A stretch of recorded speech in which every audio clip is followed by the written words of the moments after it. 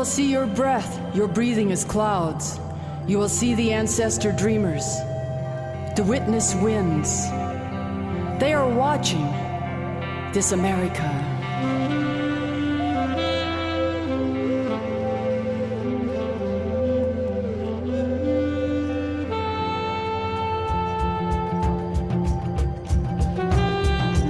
Nita Ojan, Wajanogi. Nita Ojan, Wajanogi. America, America, where are you going? Where have you been? Remember the sky you were born under. Know each of the stars' stories. Remember.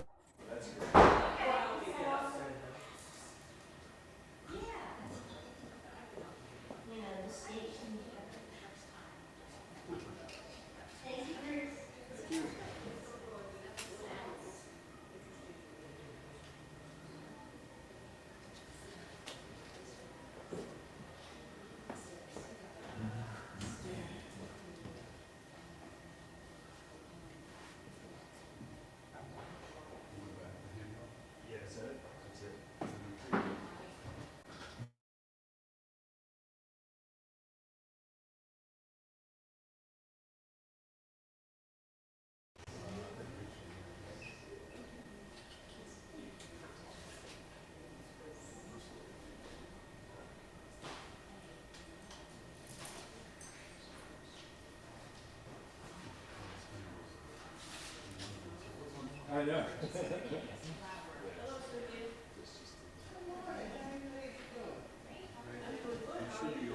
Check, check, test. Is that coming through? Yes. Not loud, but it's there. If we can get it to work, the audio is complaining.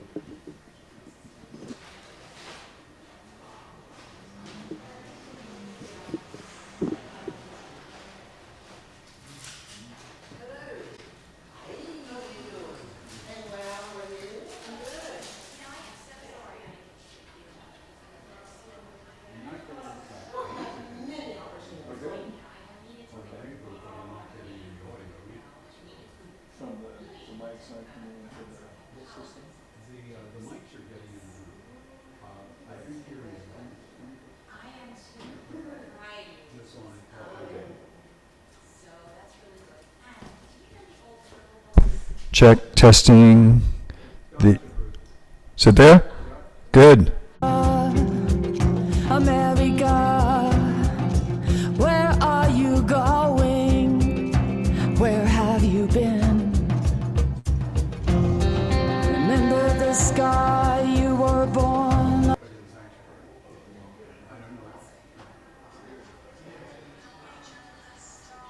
Stories. Remember the sun's birth at dawn. That is the strongest point of time. Remember sundown and they're giving tonight to dreaming. Nita Ojan Wajanogi. Nita Ojan Wajanogi.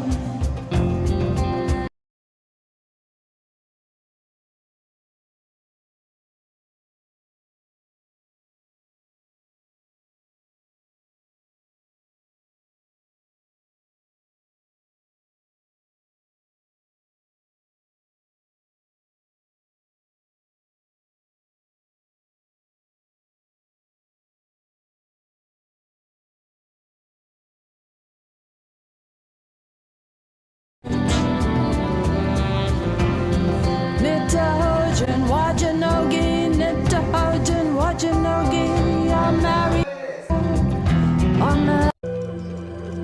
Nita Ojan Wajanogi, Nita Ojan Wajanogi, America. America, where are you going? Where have you been? Remember the sky you were born under? Know each of the stars' stories. Remember the sun's birth at dawn. That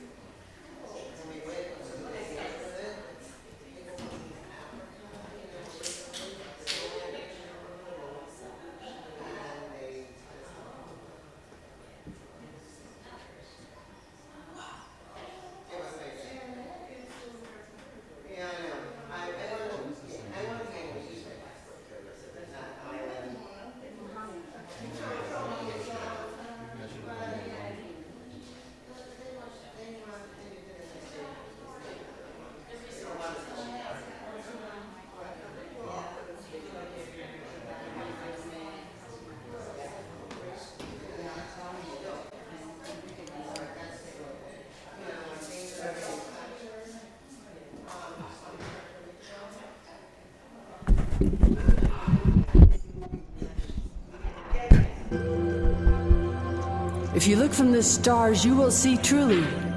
You will see your breath, your breathing is clouds. You will see the ancestor dreamer.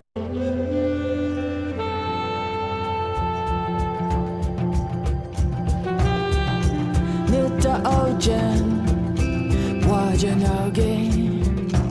Nita Ojan, Wajanoge. America.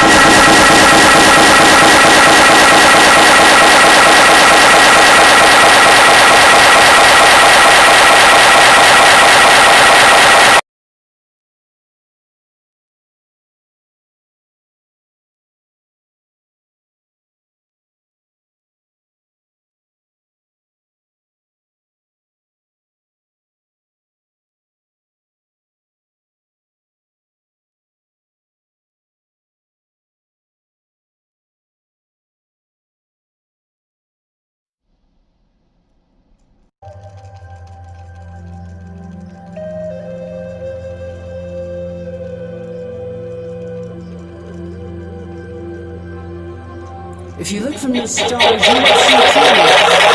You will see your breath, your breathing is clouds. You will see the ancestor dreamers, the witness winds. They are watching this America.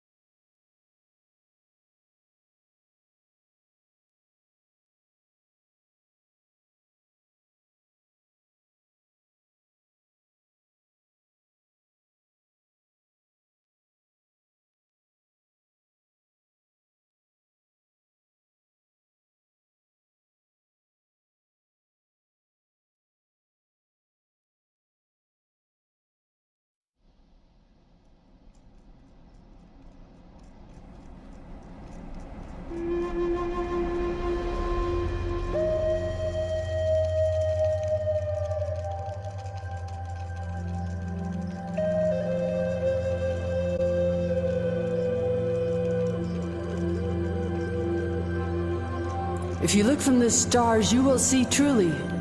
You will see your breath, your breathing is clouds. You will see the ancestor dreamers, the witness winds. They are watching this America.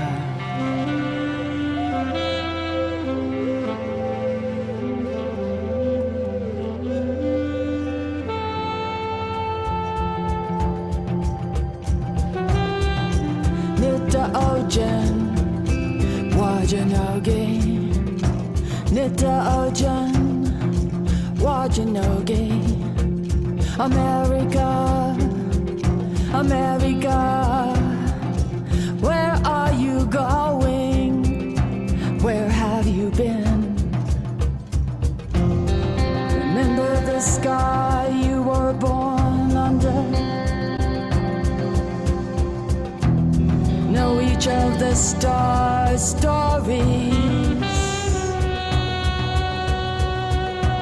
Remember the sun's birth at dawn. That is the strongest point of time. Remember sundown and the giving tonight to dreaming. Nitta Ojan Wajanogi, Nitta Ojan Wajanogi. Remember your birth, where the peacekeepers stood. Eagle above us, earth below us.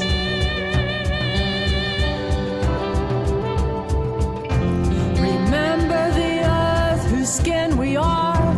We are plants, trees, animals, wind. We make a lumbering creature of chaos and heart.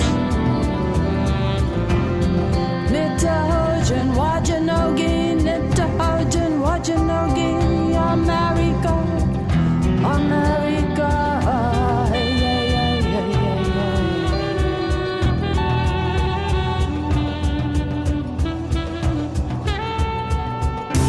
Remember that a nation is a person with a soul. We are a heart, a mind, we make a memory trail. Anything that happens is never forgotten. We can use the story to burn down the country or make a light to find the way home. Eagle above us, earth below us. Eagle above us, all around us. America, America, where are you going? Where have you been? Hey, hey, hey, hey, hey,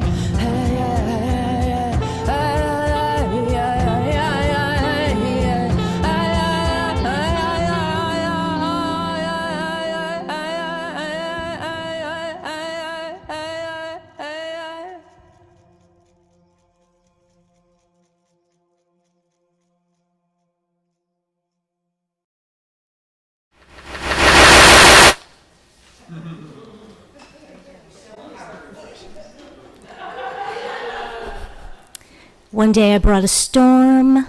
Another day I did something else. I made the lights flicker one time. So it's all good. Thank you for bearing with us while we have some technical difficulties. We have some gremlins that are in our audio system today. And Mike and Reverend McKinley have done an awesome job at figuring out how to handle it. So thank you.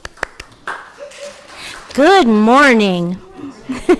Welcome to our multi-platform worship service. I am Shaie Dively. I use she, her pronouns, and it is my honor to be co-leading our service today together with Cynthia and Mary and Bruce and Wayne and Elizabeth Ann, so many people, and of course another thank you to Mike Foy for always doing our AV in such an impeccable way. Thank you, Mike. I'm going to ask everybody who's here if you could please silence your cell phones so that we can be as present as possible in this space. If you're new here, the restrooms are located downstairs and you can take the doors right back there and either take the stairs to the left or the stairs to the right or the lift to the left. And if you need any help, an usher can help you. We are streaming live, and if you are joining us online, you can choose to toggle on the closed captions by clicking the CC button at the bottom of your Zoom screen. Childcare is available for infants and toddlers, and older children are invited to attend religious exploration group following the Story for All Ages time, and parents and guardians can pick up the little kiddos upstairs after the service. Let's take a breath together. I need to take a breath.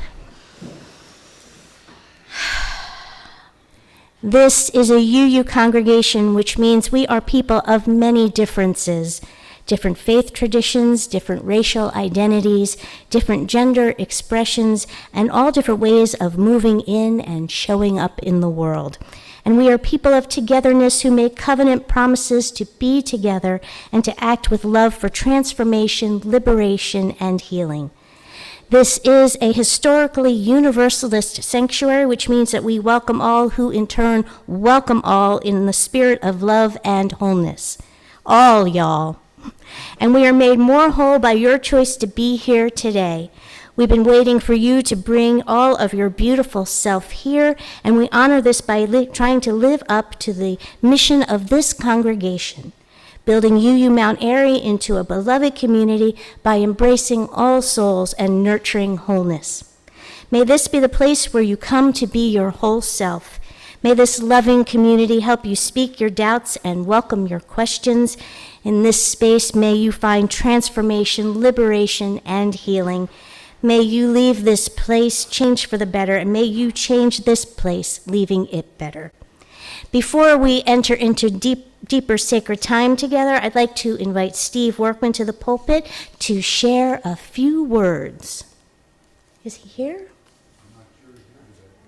I think he's not here today, so we're just going to take that out, and I'm just going to go right on forward. Sometimes that happens. You make plans, and plans change. So today's worship service is about reparations, and it's really a companion piece to last year's service, building a culture of reparations. Well, that service was inspired by a reparations workshop that was held in January 2023. This service is inspired by the learning, explorations, research, additional trainings, and reflections we've engaged in over the last year. Let us lean into the words our speakers, our beloveds, share with us today and glean a broader vision for today and tomorrow. And by the way, there are 4 reflections. You'll notice it only says 2. After the musical interlude, there will be 2 more. Sometimes things get cut off the paper. So I'd like to invite Mary forward to read our land acknowledgement.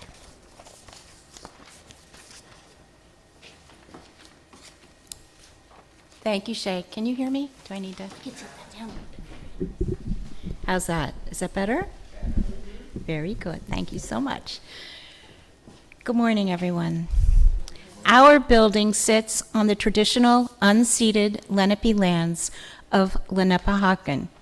As many of us are settlers, immigrants, or descendants of those forcefully brought to this continent, we, the members of UUs of Mt. Airy, must recognize and never forget this reality.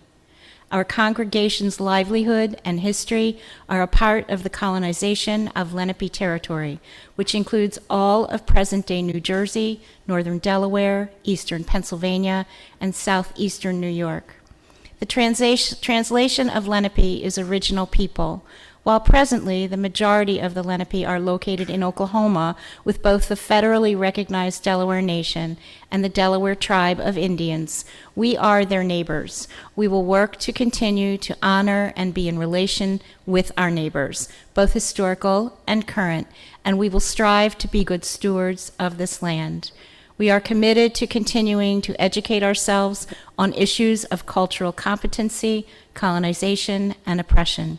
We are committed to supporting a community food pantry to address local food insecurity. We are planning a community garden and natural sanctuary on this land to deepen our connection to the earth and with our neighbors.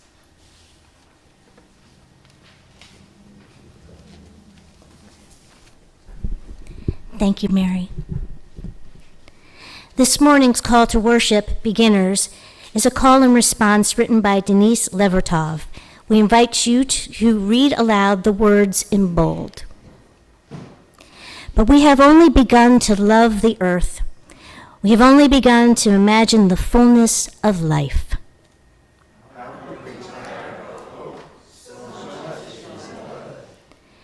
How can desire fail? We've only begun to imagine justice and mercy.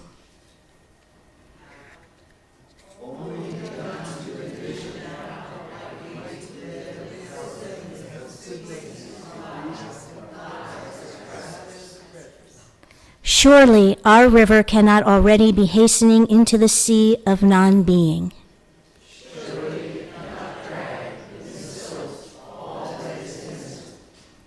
Not yet, not yet. There's too much broken that must be mended.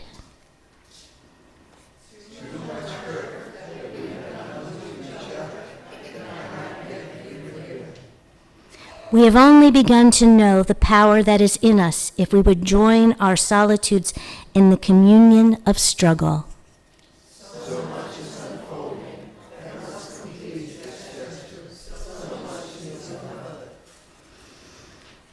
In UU congregations, we light a chalice to celebrate our coming together in love, to mark the sacred space and time of our community and invite spirit into our lives. We invite you to light a candle wherever you are today and to hear these words shared by Cynthia. It's right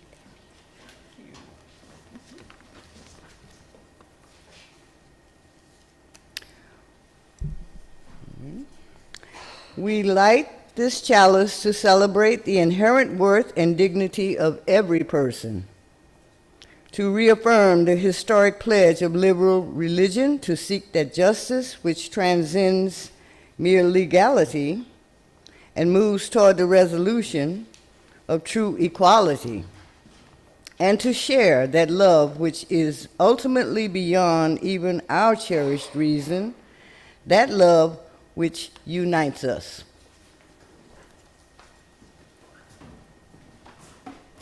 Our opening hymn is number 407. We're going to sit at the welcome table. Let us rise in body and spirit as we sing together.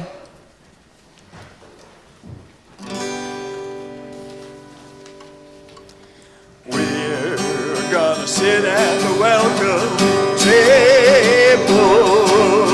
We're gonna sit at the welcome table one of these days. Hallelujah.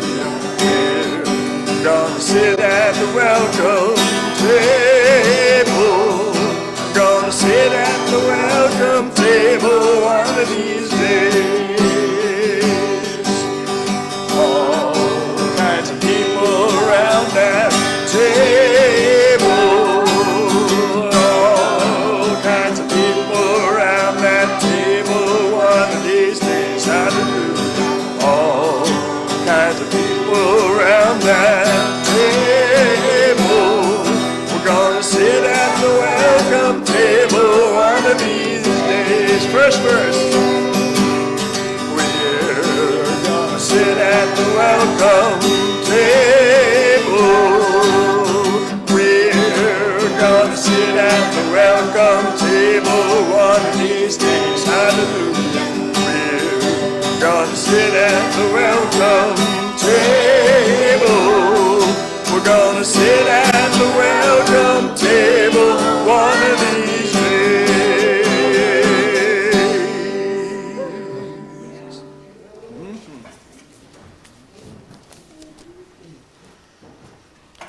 Part of our being a community is learning to share the authentic and vulnerable parts of ourselves with others, to see and be seen, to know and be known. We make space today for that sharing, all of which helps to build this congregation into beloved community. We practice this ritual in many different ways at UU of Mt. Airy. Sometimes we infuse or charge stones with our joys and sorrows and put them in a bowl of water. Other times we light candles, and usually we share our joys and sorrows out loud. Today, we will share our energy with one another in stillness and commune with one another as we remain seated in pews. Before we begin to share our energy, let's take a few centering breaths again. And if you want to, plant your feet on the floor. And we're going to breathe in, breathe out. Breathe in, breathe out. Breathe in, breathe out. I invite you to place your hand upon your heart and center your energy on the people on your heart in need of prayer, good energy, best wishes, and other help. Or you may want to center your energy on a concern you have for the wider world. Follow whatever calls to your heart.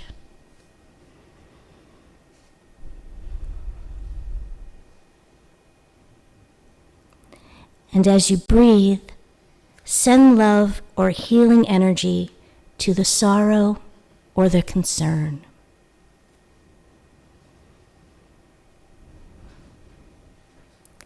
As you continue to breathe deeply, start to send that love out to those who surround you.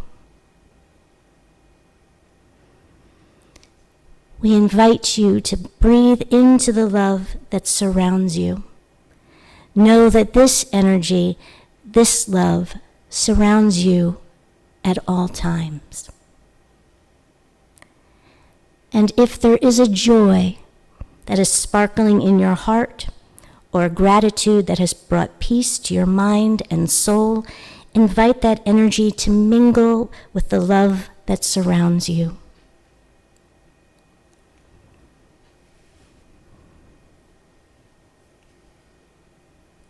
Know that this energy has the ability to expand love and its embodiment. Let us rest in this love. And I'd like to share with you some words by Barbara Holmes.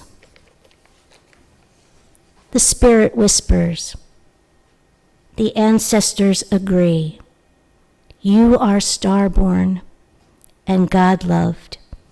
The universe awaits your gift. May we always remember that our greatest gifts are our vulnerability and the love we share with one another. Blessed be, and amen.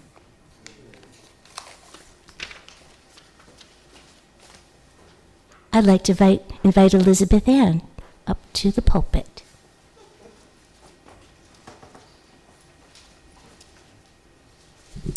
Good morning, y'all. How you doing?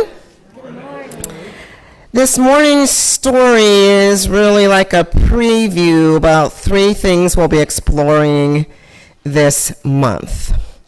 One is the grumpy gecko, the gecko who just wanted everything just like the gecko wanted, quiet, good light, food. His main original complaint was that those pesky fireflies were flashing on and off, all night, while the gecko was trying to sleep. The second story we'll be exploring this month is about little Athena and the cause for reparations, a children's book about Athena who was kidnapped in Western Africa, her trip to the coast, the horrible trip in slave ships, her enslavement in Jamaica. Freedom of a sort came. Her family is asking for reparations. And then the last part of the story is Athena's story today. There's a lot of great people that are part of Athena's family today. And the third thing, the story that we'll be exploring, and there might be bomba dancing, because I was in Puerto Rico last week and learned a lot about both the African diaspora and the Puerto Rican diaspora while I was there. And I bring love and greetings, corazon, from Reverend Maria McCann.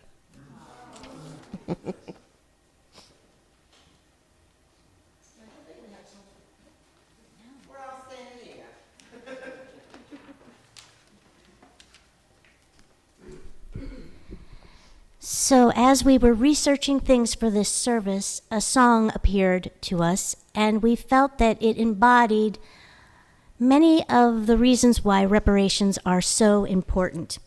I'm going to read another quote by Barbara Holmes.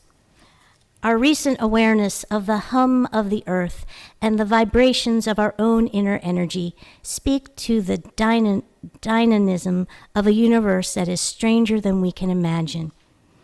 In the realm of quantum mechanics, as particles dance in chaotic but harmonious patterns, one wonders how the elders knew that music, dance, and storytelling were intrinsic to an indivisible world of experience, relationships, and science.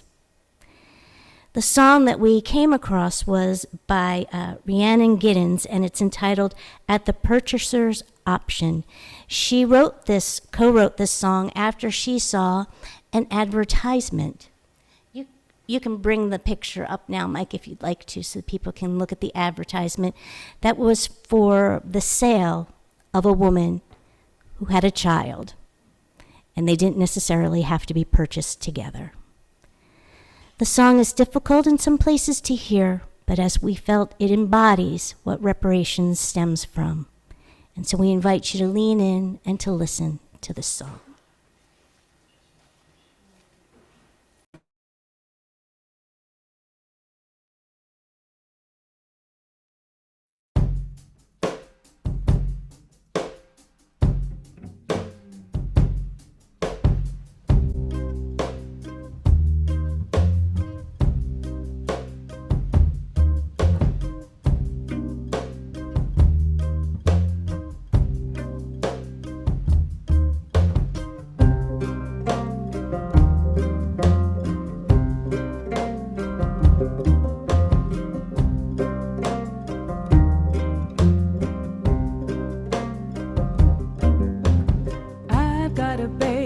Shall I keep him? 'Twill come the day when I'll be weeping, but how can I love him any less? This little babe upon my breast. You can take my body, you can take my bones, you can take my blood, but not my soul. You can take my body, you can take my bones, you can take my blood, but not my soul.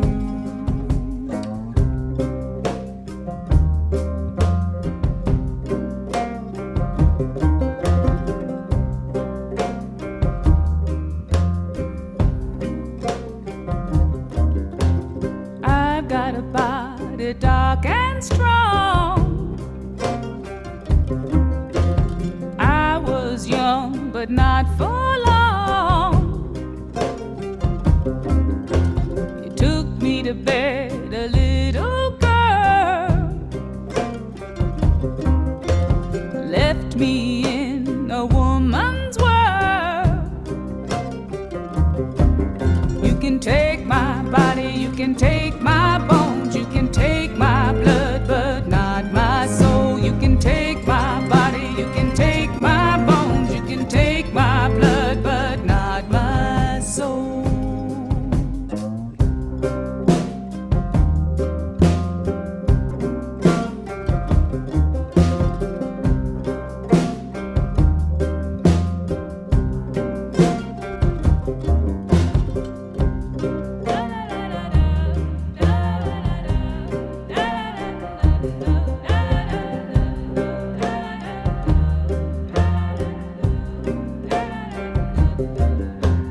Day by day, I work the line.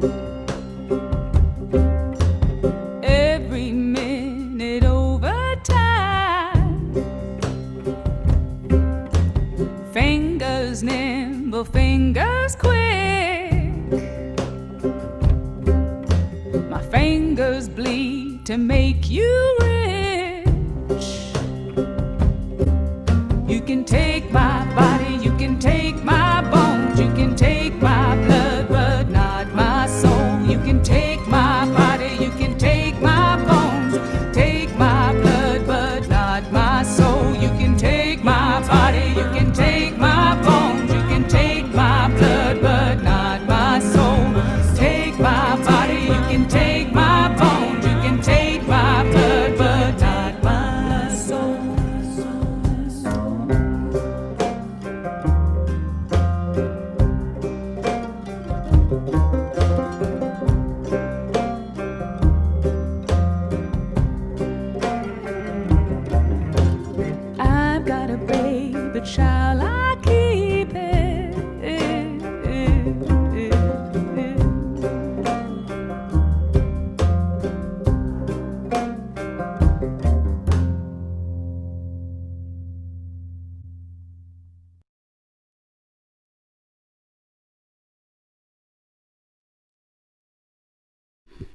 Good morning.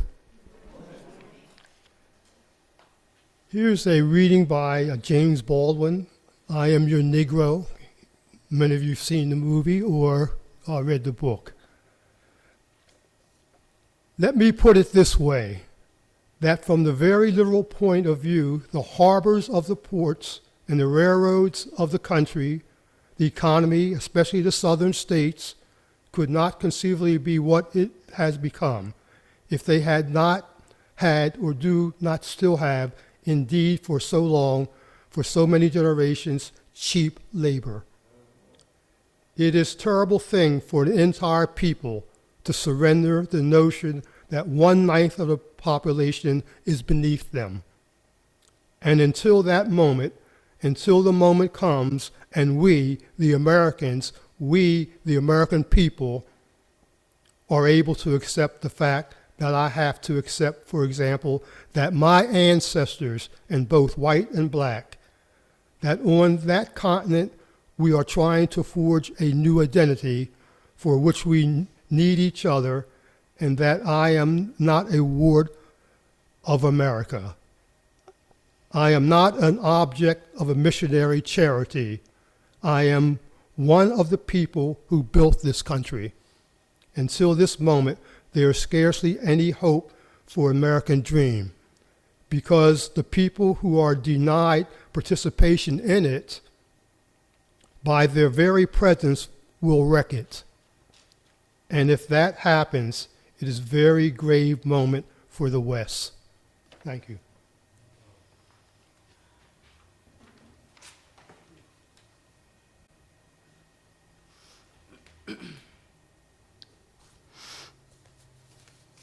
Good morning. My name is Cynthia Bradley, and I have attended this church since 2004, 20 years in November, God willing. My pronouns are she and her, and as I tell my cat, mine. But this is dedicated to my ancestors. In January of last year, I, along with other members of our congregation, participated in the Building a Culture of Reparations intensive course, curated by the Truth-Telling Project and Faith-Based and Interfaith Affairs of the City of Philadelphia. Subsequently, I have attended meetings held monthly by this organization, which is now called Rise Up for Reparations Cohort. On March 12, 2023, we who participated in the intensive course presented a service here titled Building a Culture of Reparations. We each reflected upon some points learned from the course and how it affected our thinking about reparations. We included prayers, meditations, music, questions for further discussion, and the Reparationist Pledge of Accountability, which is included in your order of service today. But today we wish to engage you in our quest to deepen our commitment to reparations. So I am here to give you a few more reasons to consider reparations as a path to more equitable living. Recently, I have been considering the amount of time I spend on certain things and certain tasks, and quite frankly, on certain people. In a kind of Marxist sort of way, I began to think about compensation for my energy. Not monetary compensation, but in satisfaction and joy. But today I'm going to speak briefly about monetary compensation and the lack thereof for the labor enslaved people put forth for this country. Now, I know this could fill hundreds of books and foster many a thesis. So I will only ask you to consider a few of the industries without citing historical facts. We all know of the horrors of the cotton-picking South. No pun. and the billions of dollars that industry brought to slave owners. And we may or may not have thought about the tobacco industry, where the primary pickers were enslaved people. And of course, there were other crops like rice and grain to be picked and maintained, all at no cost to the landowner, who was also the owner of the persons doing the work. So it was all without compensation to that enslaved person. Just think how a wage of 1/1000th of 1 cent, not 1%, but 1 penny, 1 cent, would have accrued over the years, but none was paid.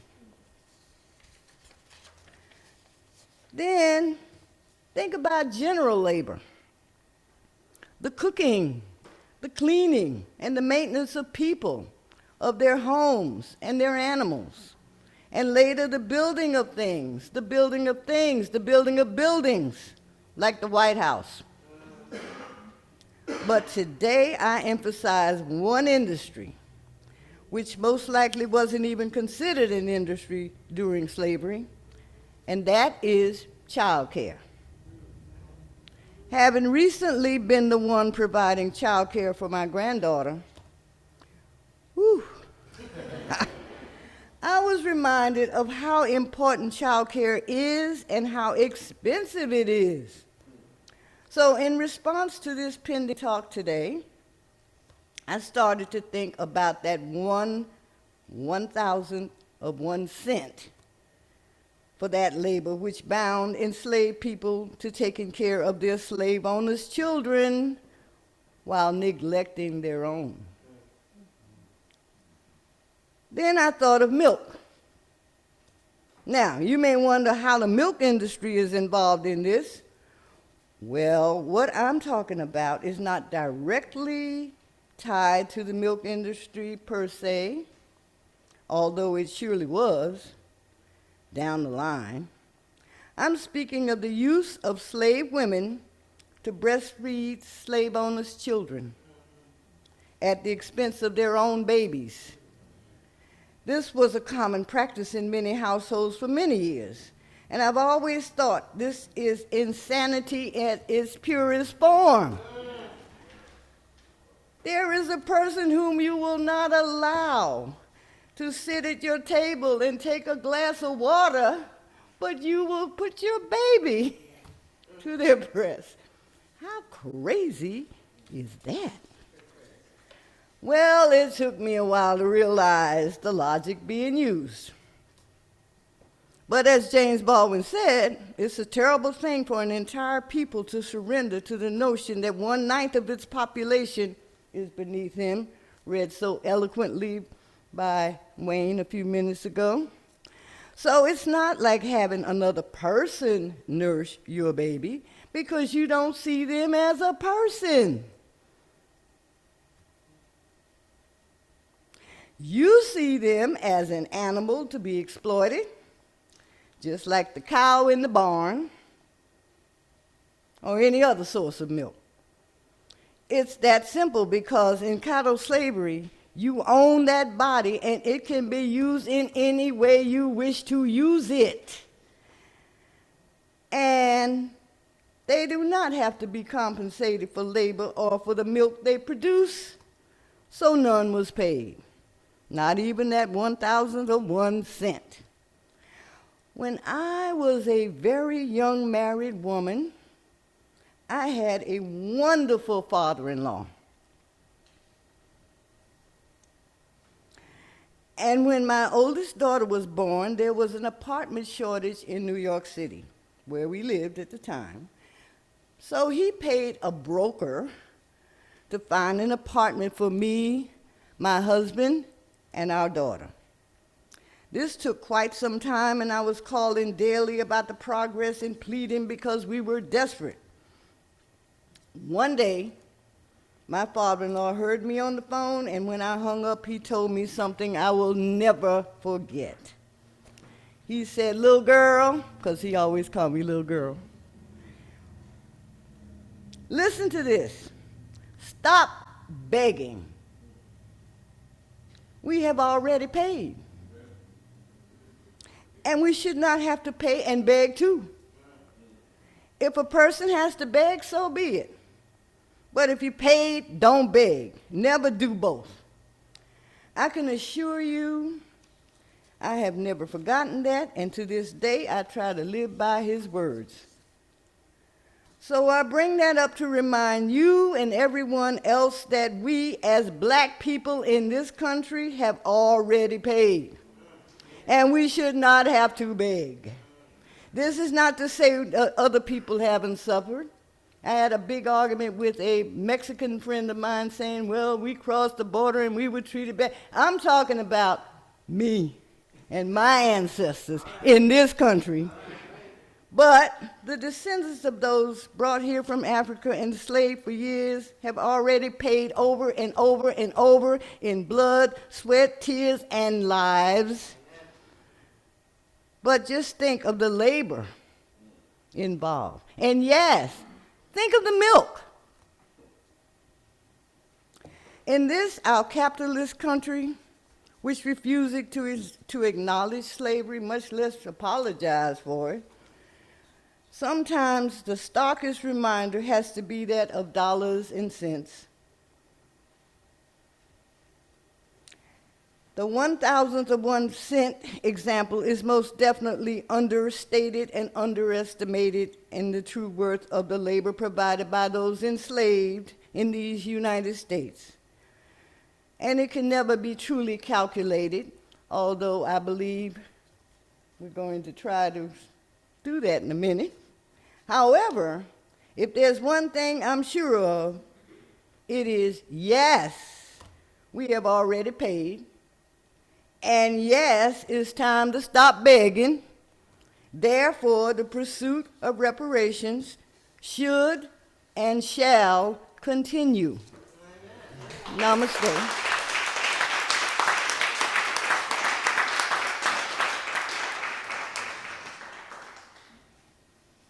Recording stopped. Good morning again. I'm going to share with you some of the historical timelines in reparation payments made in the United States through the 1700s up until 2022. It's a lot of information here, so you have to bear with me. And it comes from the University of Massachusetts Amherst Library. And if anyone would like the link, I could send that to you.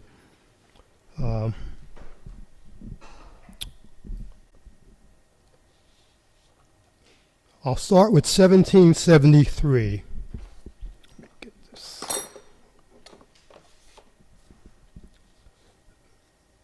The first case involving the rights of enslaved people in Essex County, Massachusetts, was tried in the Court of Common Pleas. Richard Greenleaf was charged with trespass enslaving the plaintiff, Caesar Kendrick. He was found liable for 18 pounds in damages and costs.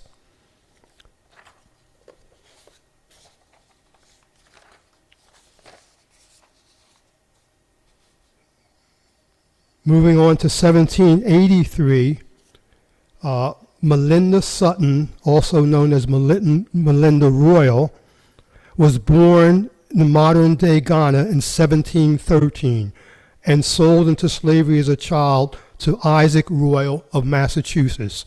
After 50 years of enslavement, she was made a free woman when Royal fled to Nova Scotia. Sutton petitioned the Commonwealth of Massachusetts for a pension.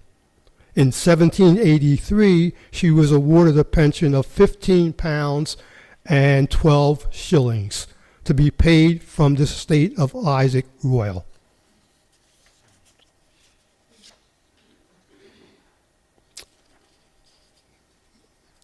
1865, on January the 12th, in the midst of the Civil War, General Sherman and U.S. Secretary Stanton met with 20 black leaders in Savannah, Georgia. 4 days later, Georgia General Sherman issued a special field order number 15 stating that black people would receive an army mule and not more than 40 acres on coastal plains of South Carolina and Georgia.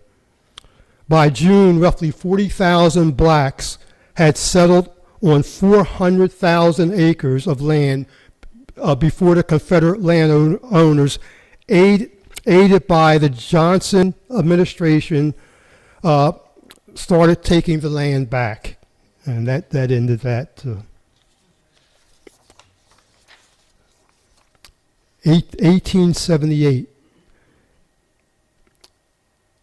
In 1853, Henrietta Wood was a free black woman living and laboring as a domestic worker in Cincinnati when she was lured across the Ohio River into the slave state of Kentucky by a white man named Zebulon Ward. Ward sold her to slave traders who took her to Texas, where she remained enslaved through the Civil War. Wood eventually returned to Cincinnati and in 1870 sued Ward for $20,000 in damages and lost wages. In 1878, an all-white jury decided in Wood's favor, and Ward was ordered to pay $2,500, which today would be approximately $68,000.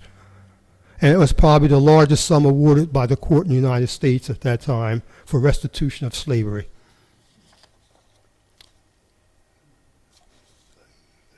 A lot of information here. I'm going to move on to 1969. The Black Manifesto was launched in Detroit as one of the first calls for reparations in the modern era. Penned by James Foreman, former SNCC, that's the Student Nonviolent Coordinating Committee, some of you should remember that, organizer, and released at the National Black Economic Development Conference. The manifesto demanded $500 million in reparations from predominantly white religious institutions for their role in perpetuating slavery. About 215,000, they say, but actually it was more than that. It was $500,000 was raised by the Episcopalian and the Methodist churches through deliberation, which ultimately torn the coalition apart.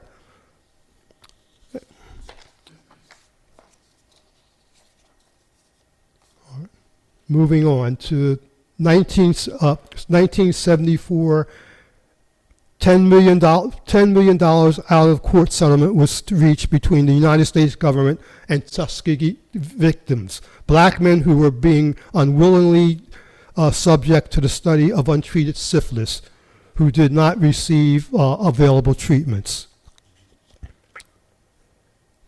Moving on to 1989, Congressman John Connors, Democrat from Michigan, introduced Bill H.R. 3745, which aimed to create the Commission to Study Reparation Proposals for African Americans Act. The bill was introduced to address the fundamental injustice, cruelty, brutality, inhumanity of slavery in the United States and the 13 American colonies between 1619 and 1895, and to establish a commission to study and consider a national apology for proposal for the reparations for the institution of slavery.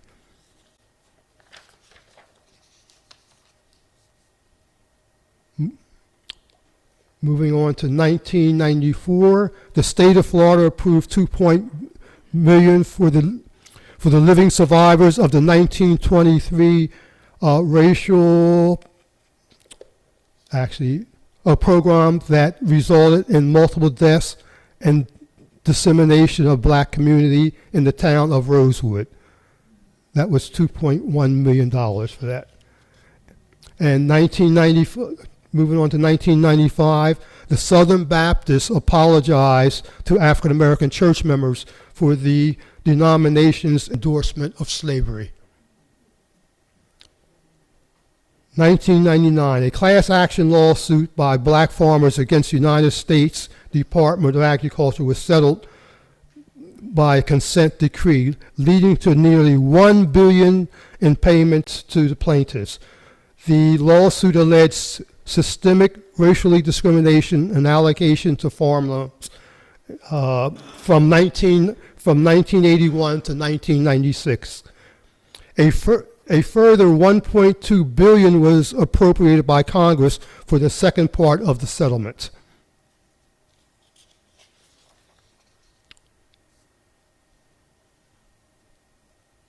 Moving on to 2005, the United States Senate approved by voice vote SR 39, which called for the lawmakers to apologize to lynching victims, survivors, and descendants, several of whom were watching from the gallery.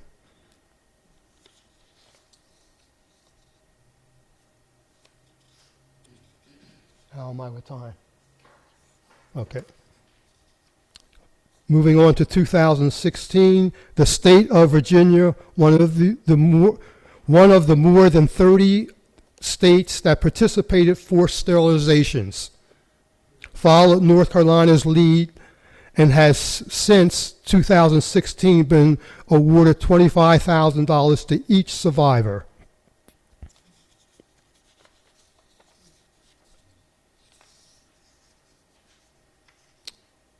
Just want to make sure, okay. 2019, Senator Cory Booker, Democrat from New Jersey, introduced Bill 1083. That's the HR 40 bill that a lot of you are familiar with here. The Senate provides a commission to study and report to impact of slavery and discrimination against black Americans and delivered a verdict on different proposals for reparations. Since 2019, Georgetown University announced that it would raise $400,000 a year to benefit descendants of the 272 enslaved people who were sold to the college 200 years ago.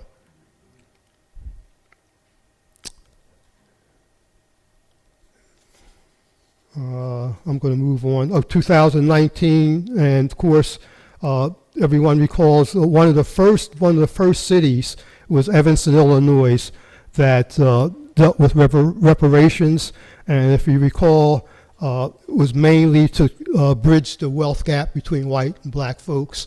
That it's still today. It's outrageous, but that was. Yep, 2019, and there are quite a few cities that are currently, right now, are working on reparations. So I'm going to end there, but I'm going to end with a quote by Marcus Garvey. Quote, "All black people who were harmed by America in America should be repaired by America in America."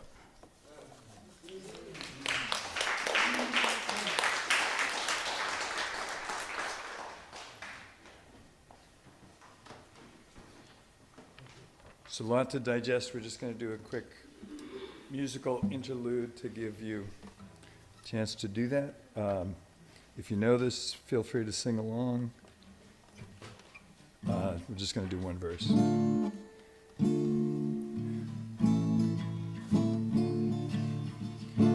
We are building beloved community.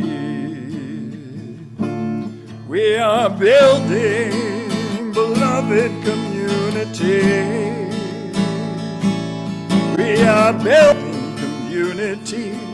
Justice and love, they hold the key. We are building beloved community. One more time. We are building beloved community. We are building beloved community. We are building community. Justice and love, they hold the key. We are building beloved community.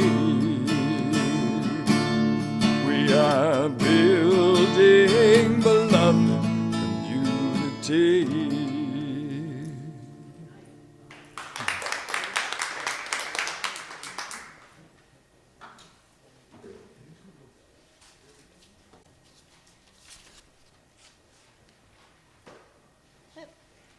Oh, and the tall guy.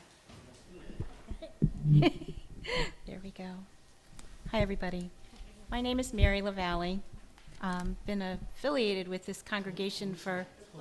Closer? Thank you. Is that okay? Go. Hi, everybody. Mary LaValle. I've been affiliated with this community for close to 40 years. Came back about 3 years ago after a respite. Why Indigenous Repair? In May 2001, Green Street Friends Meeting announced their reparations program on behalf of Black community members. It was momentous and hopeful. When I shared information about the program, I was confronted by an Indigenous friend who was deeply concerned that justice for Native Americans had not been considered. When I initially raised the issue to our Justice Council, there was some skepticism. We agreed that we needed education on the issues and embarked on what is now a 3-year learning journey. The slave codes developed in the early 1600s. Their application to Native Americans was clearly defined. October 1705, Queen Anne of England. An act declaring the Negro, mulatto, and Indian slaves within this dominion to be real estate.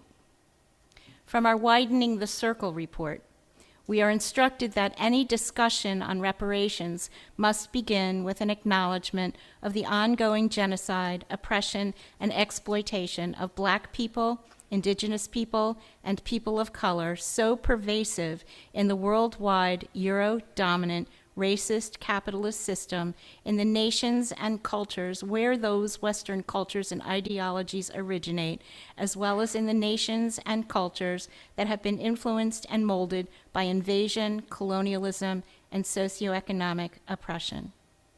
We embrace this report and Dr. King, even as we neglect and disregard some of his words. Some know that he was a great freedom fighter for Native Americans. 1963, Dr. King. Our nation was born in genocide when it embraced the doctrine that the original American, the Indian, was an inferior race. Even before there were large numbers of Negroes on our shores, the scar of racial hatred had already disfigured colonial society. From the 16th century forward, blood flowed in battles of racial supremacy. We are perhaps the only nation which tried as a matter of national policy to wipe out its indigenous population. Moreover, we elevated that tragic experience into a noble crusade. Indeed, even today, we have not permitted ourselves to reject or feel remorse for this shameful episode. Our literature, our films, our drama, our folklore all exalt it.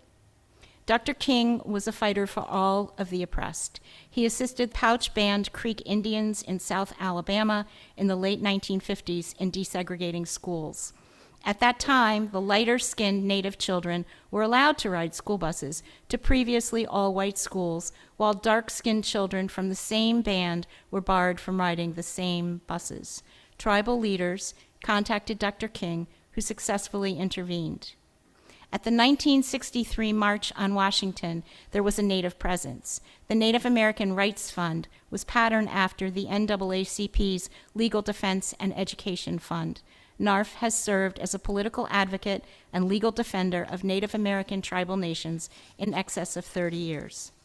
The more I learned about what I did not learn in school regarding this history and about my own family's complex relationship with enslavement, Indian wars, blended families, and abolitionist history dating from the 1600s, the more determined I became to learn more and to make amends.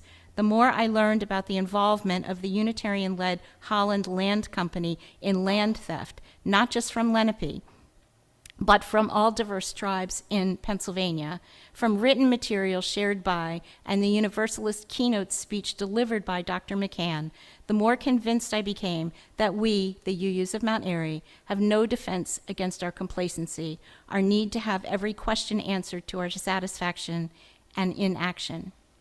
John Burens, UUA President, 1993 to 2001.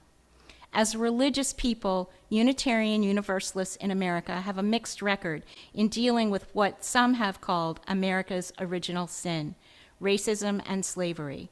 The early Puritans, from whom we descend, came to America to set up a moral commonwealth as a city on a hill, a quasi-biblical model in which Native Americans played the part of Canaanites in the Promised Land and were therefore subject to outright genocide.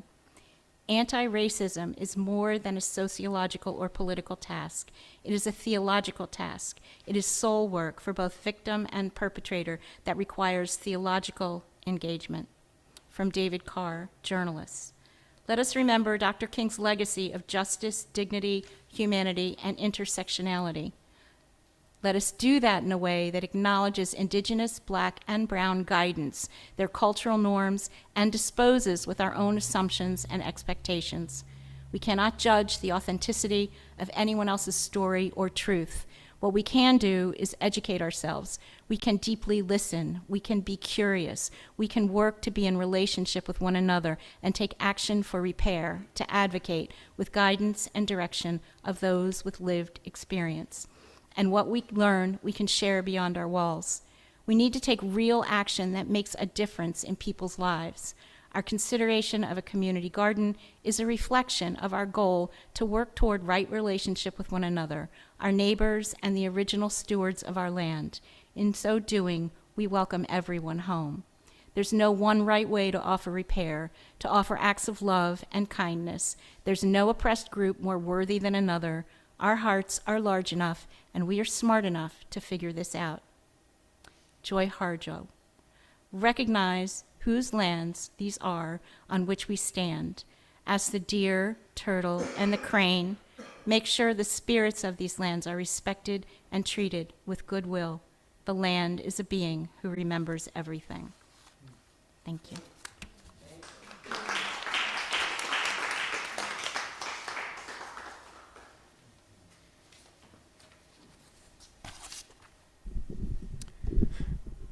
My name is Bruce Pollock Johnson. My pronouns are he, him. A few years ago, I attended a UUA General Assembly workshop on reparations. One of the speakers was from the Philadelphia chapter of NCOBRA, the National Coalition of Blacks for Reparations in America. I connected with him and we developed a relationship, had him speak at a Sunday service here, and this led eventually to Rashawn Williams, the current leader of NCOBRA Philadelphia, doing a 6-session workshop with a couple dozen of us a couple years ago. Since then, members of our congregation have spoken at press conferences and city council hearings and contacted city council people to help pass the Reparations Task Force bill, which passed last year. Half a dozen of us have also participated in in-depth interfaith reparations workshops and their continuation sponsored by the city and the Truth Telling Project. After the workshop with Rashawn, a number of us started looking into the history of our congregation to get a feel for what areas of reparations work might be most appropriate for our congregation. Today I'm going to share with you a little bit of what we've found, but I'll be focusing on something we came across that I have found to be deeply personally inspirational as we pursue this work. Our congregation was founded in 1823. Our first minister was Abner Neeland, who was a firebrand preacher, and a pulpit was one of the few places in Philadelphia where abolitionists were able to speak. We're still trying to understand our evolution more deeply, but by the time we moved to Mount Airy, this location in the 1930s, this was actually a move out of the heart of Philadelphia, Northern Liberties. There is some evidence that we had become something of a social club with very little commitment to social and racial justice. There are stories of ballrooms, teas, and women in white gloves. When Rudy Gelsey interviewed to be our settled minister in 1964, the head of the Social Action Committee admitted that he took the position to ensure that nothing happens other than a lot of hot air. We have a lot to prepare for. Here's where the story gets interesting. Rudy totally changed the trajectory of our congregation. Rudy followed his conscience to go to Selma at the request of Dr. King, without asking for permission. That's important. He then shared the inspiration he got from that trip and energized members of the congregation. Rudy saw the evil of blockbusting, which is when realtors were trying to scare white residents to flee to the suburbs when black folks moved in Mount Airy. He noticed that when two nearby blocks flipped from mostly white to mostly black, he immediately spoke out by giving a sermon about blockbusting. And he invited the Philadelphia Inquirer to attend that sermon. They published the sermon, and with the help of that publicity, Rudy acted, helping to found East Mount Airy Neighbors and suing the realtors successfully to end the systemic racist practice of blockbusting in the city. At the same time, East Mount Airy Neighbors worked to speak with thousands of people in the neighborhood to build community and help keep Mount Airy the stable, diverse community that it is. What do we learn from Rudy's example? First, the importance of acting on our conscience. Second, being aware of injustice in the moment when it happens, speaking up about it, and acting in a way to dismantle those oppressive systems. Thirdly, smart use of the media can multiply our effectiveness. And fourth, building relationships is key to effective action. To me, this is a perfect model of reparations work, one I hope that we can take to heart and reproduce. On top of all that, Rudy was also a model of reparations at the national UU level. He understood what it meant to be a white ally, and even more so, a white accomplice, in the work of black empowerment. He understood the importance of centering black voices and supporting them in every way possible. Rudy was a founding member of Fullback, a group of white UUs who supported the Black Affairs Council being able to allocate funding to black groups across the country autonomously.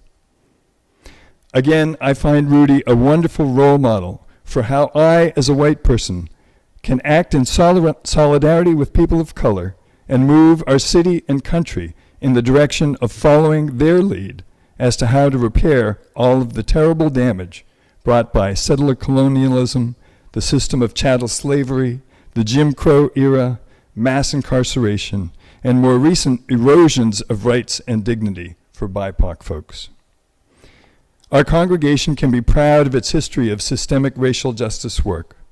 After Rudy's tenure, we were one of the first congregations to hire a black settled minister, have been a model of a racially diverse congregation in the UUA for decades. We were the first congregation to adopt the eighth principle, and we proposed the eighth principle to the National General Assembly in 2017, leading to the Article 2 recommendations that will be voted on in June. I plan to do all I can to continue the legacy of Rudy Gelsey in our congregation, both in actions to center black voices in our city and work toward reparations here, as well as continuing to take leadership at the national level. Our sponsorship of the Mount Airy Community Fridge and Pantry, pursuing possibilities of garden projects, and working toward a community partnership with the local black-led nonprofit, as well as our evolving film speaker series, are all parts of this work, and I look forward to working on them with all of you.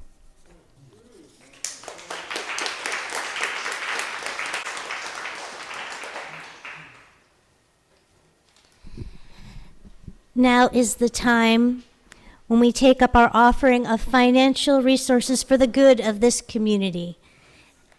This community. This community. Ushers, please go ahead and start the passing of the plates here in the sanctuary. If this is your first time with us, there's no expectation that you give anything white or know how you found us and how we can support you. We know there are many ways to give back to this congregation, and we encourage you to find a way that works for you. For giving of financial support, your money or checks put in the plate will be used to fund the ministries of this church. And any pocket change or other money that you designate for Change online or by putting them in the white envelopes in the pews will be sent to this month's selected Change organization, Tomorrow's Girls and Women. More info is on your screen about how to give. The offering will now be gratefully received.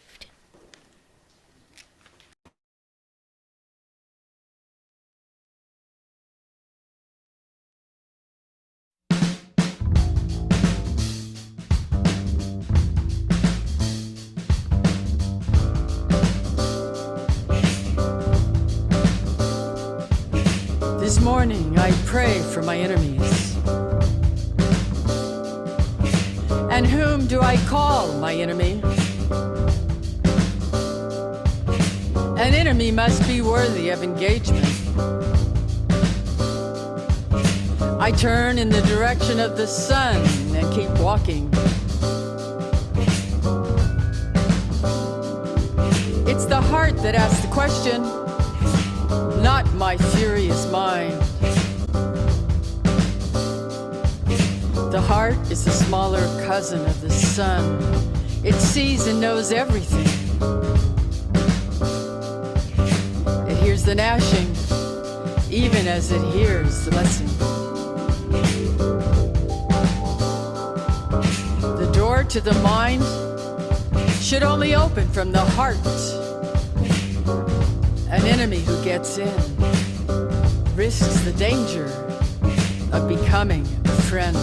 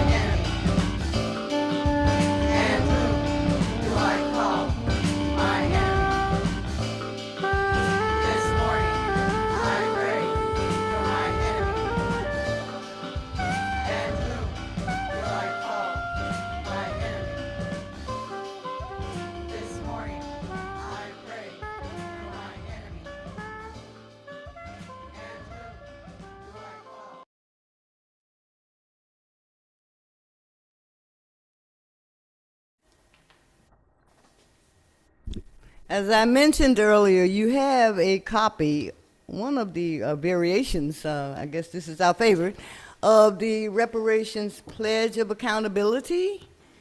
And it's not long as a page, but I'm going to take a few of them and just read them out loud. So this is the reparations is the midpoint between truth and reconciliation, so says David Ragland. The Reparation Pledge of Accountability. The very first line, I pledge to approach reparations as a spiritual and healing journey. That is my favorite because we are trying to apply that to some of our UU principles, and there's a nice mesh going on there. I pledge to acknowledge and work to heal the legacies of moral and material harm that originated with the transatlantic slave trade and continues to manifest harm in Black communities. Skipping a few down, I pledge to give and support healing, material goods, assistance without expectation on how these should be used. I pledge to support and advocate in solidarity with institutions and organizations that uplift and are led by the Black community where I live and throughout the world. I pledge to be sensitive to the intersectionalities of the harms of racism. The intersectionalities, there's the word. The last one I'll read is, I pledge to take this message to my family, friends and community with love rather than through guilt or shaming. I pledge to undo racism within my own faith-based community here, according to the principles articulated in this pledge. There are others listed here. Read at your leisure. Thank you. Namaste.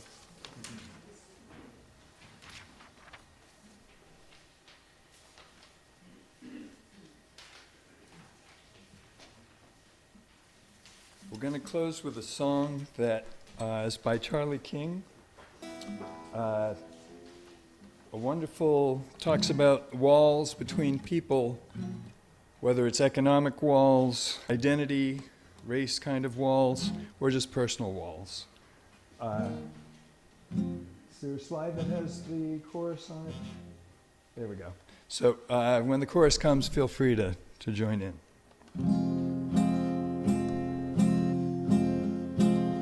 There is a wall, and it's the tallest wall of all. They named a street for it. When numbers rule and eyes go blank, a wall of gold. They buy the future with the past, they call it work. Seems more like money in the bank. And way down at the foot of that wall, where the guards can barely see her at all, a woman is standing, not asking, not demanding. A poor woman is standing with a hammer in her hand. Don't you want a piece of that wall when it comes down? Don't you want to live to see it fall when it comes round? When that wall is gone, no matter which side you were on, can you say you took a piece of that wall down? Don't you want a piece of that wall? There is a wall, and it's the meanest wall of all, stretched from my doorstep straight back to 1492. It hides the settlements, it hides the ovens, the resolution, pink triangles, passbooks, shackles, and tattoos. And way down at the foot of that wall, where the guards can barely see him at all, an old man is standing, not asking, not demanding. An old black man is standing with a hammer in his hand.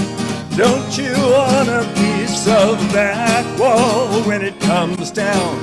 Don't you want to live to see it fall when it comes round? When that wall is gone, no matter which side you were on, will you say you took a piece of that wall down?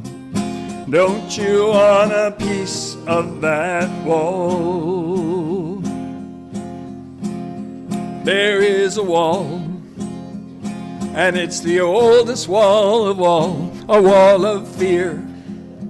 Holds danger out, desire in, a wall that bristles each time the warden brings back tales. Inside we're starving. We make the bricks to build the walls, to build the cells, to bury love, to bar the door, to ban the stranger. And way down at the foot of that wall, where the guards can barely see at all, A stranger is standing, not asking, not demanding. A stranger is standing with a hammer for your hand. Don't you want a piece of that wall when it comes down? Don't you want to live to see it fall when it comes round? When that wall is gone, no matter which side you were on, couldn't you say you took a piece of that wall down? Don't you want a piece of that wall? Yes, we want a piece of that wall when it comes down. Yes, we want to live to see it fall when it comes round. When that wall is gone, no matter which side we were on, we will say we took a piece of that wall down. Yes, we want a piece of that wall.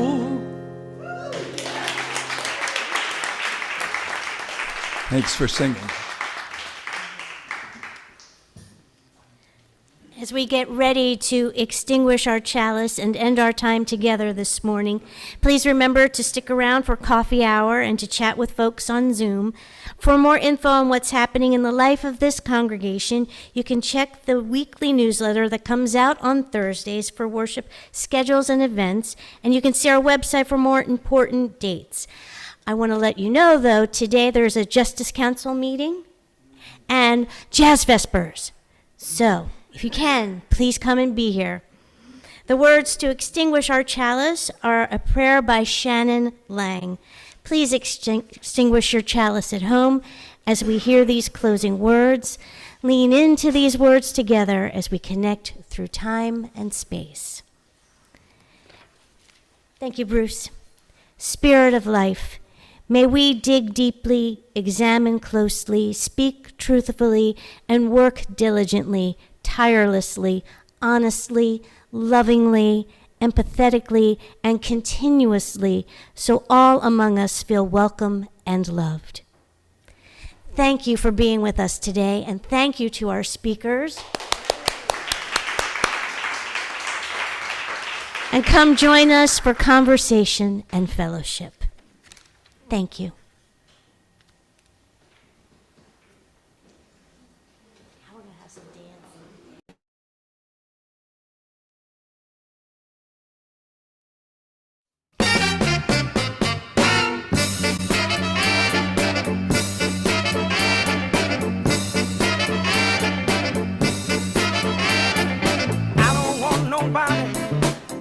Nothing. Open up the door. I'll get it myself.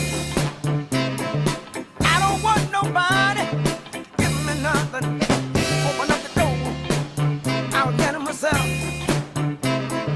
I don't want nobody. Give me nothing. Open up the door. I'll get it myself. Do you hear me? I don't want nobody to give me nothing. Open up the door. I'll get it myself. Don't give me integration, give me true communication. Don't give me sorrow. I want equal opportunity to live tomorrow. Give me schools and give me better books so I can read about myself and gain my true looks. I don't want nobody to give me nothing. Open up the door, I'll get it myself. Do you hear me now? I don't want nobody. Give me nothing. Open up the door. I'll get it myself. Some of us try as hard as we can. We don't want no sympathy. We just wanna be a man. I don't want nobody to give me nothing. Open up the door. I'll get it myself. Do you hear me? I don't want nobody. Give me nothing. Open up the door. I'll get it myself. We got talents we can use.